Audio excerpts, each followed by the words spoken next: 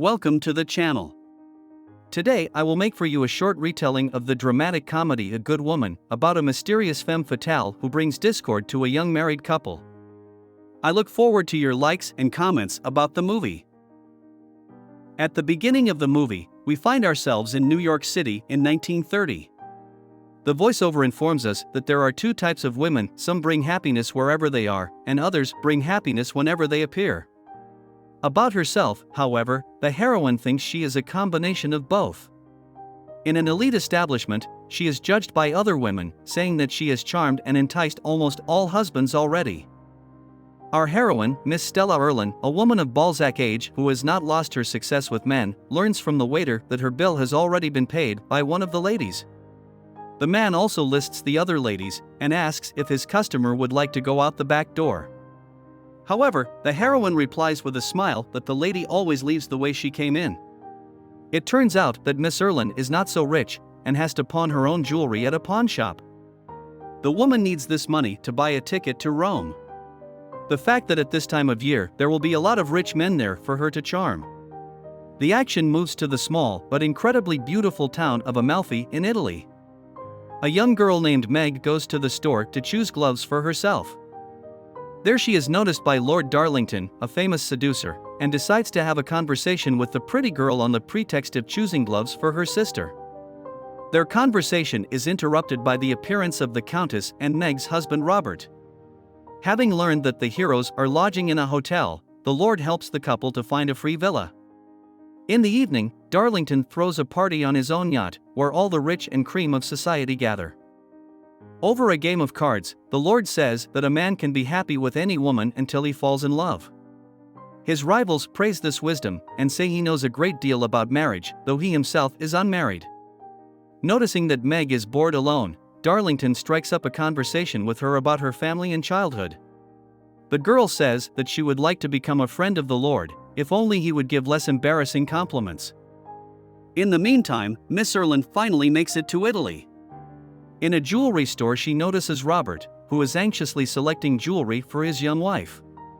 Miss Erlin immediately strikes up a conversation with the unsophisticated young man, and tells him of the secret and passionate symbolism of the fan for communication between lovers. The salesman does not agree to sell the fan, but the young man lays out the bills one by one. Lord Darlington is having coffee with his pal Tappy and the Countess. Suddenly her daughter notices Robert in the street with a woman. Everyone decides that it is his wife, but the Lord assures that it is not Meg. The characters enjoy gossiping about the sensation they have seen. Later, a slightly shocked Robert leaves Miss Erlin's house. At home he spends time with Meg, but the girl behaves shyly. The next day, Miss Erlin goes to the atelier to purchase a dress and suddenly hears Robert's last name. Looking out, she sees the man's spouse and strikes up a conversation with her. The heroine asks Meg if she would wear such a dress, and the girl embarrassedly remarks that it leaves little room for imagination. When Robert's young wife does not buy a hat because of possible judgment, Miss Erlin points out that if one listens to others, why have one's own opinion? During the church service, the Countess tells her pals gossip about Robert and Miss Erlin. In addition, she notes that the woman always looks very elegant, and was able to turn the heads of all the men, including Tappy. At Meg's home comes Lord Darlington, who is still as attracted to the young and innocent girl. At this time Robert receives a call from Miss Erlin, inviting him to her house in an hour, and the man agrees. Lord Darlington notices bills on the table in Miss Erlin's name, and glosses over it. Instead of dining at the club, he takes the girl for a stroll through the marketplace, saying the society here is much better. Meanwhile, Robert spends time with his mistress, but soon leaves, saying he does not want to hurt Meg. Lord Darlington and his lady companion decide to check on Robert at work, but the man is not there. At home, Meg asks her husband where he has been, but he lies that they just missed each other. At the theater, everyone is discussing Miss Erlin and the various gossip about her. Robert feels awkward, but tries not to show it. He even defends his mistress. This is closely watched by Darlington. Meanwhile, Miss Erlin talks to Tappy, and finds out what the people who look out from the balcony so diligently think of her. The characters leave the theater and head to the woman's home. Before going to bed, Meg tries to discuss Miss Erlin with Robert, but the man again defends the woman. The heroine tries to find out why he is doing this, but the man changes the topic of conversation and gives his wife the very same fan. Meanwhile, Tappy decides to propose to Miss Erlin and asks her to think hard about it. However, the heroine compares marriage to a windowless room that keeps shrinking and pressing down on you. Miss Erlin says that Tappy is very nice, however, it is getting late and he should leave. The next morning, Lord Darlington arrives at Meg's house, who is preparing to celebrate her 21st birthday, and gives her a gift, a gold bracelet. The heroine is embarrassed and does not want to accept the jewelry, but the man insists. When Meg is about to go to Robert's office, the Lord suddenly stops her and says that he didn't want to hurt the girl, but it seems that what he was trying to avoid is about to happen. In her spouse's checkbook, the heroine finds repeated mention of Miss Erlin's name. The distraught girl laments her unhappiness. A woman compares eternal love to a ghost, since everyone talks about him, but no one has seen him. At a meeting with Tappy, Robert asks the man not to bring Stella to the party. The elderly lord laughs, saying that the hero just gave himself away, and confirmed that the rumors about them are true. Robert talks to Miss Erlin, who appears, and says that she should leave, because Meg's heart would break if she knew the woman was her mother. The Countess advises the deceived girl not to indulge in tears and reproaches, but to go shopping. Meg returns home with an impressive number of purchases, which are quite proportional to her grief. At the birthday party, Robert and the guests have fun while the birthday girl cries bitterly in the bedroom. Finally, the girl comes downstairs in the very same open silver dress that Miss Erlin tried on. Meg makes it clear to her husband that she has seen the checks, and begins to chat amiably, albeit playfully, with the guests. Lord Darlington notices the birthday girl and decides to compliment her. However, he is confronted by Miss Erlin in the exact same dress. The Lord offers the woman to take Robert away so he can be with Meg, but is rebuffed.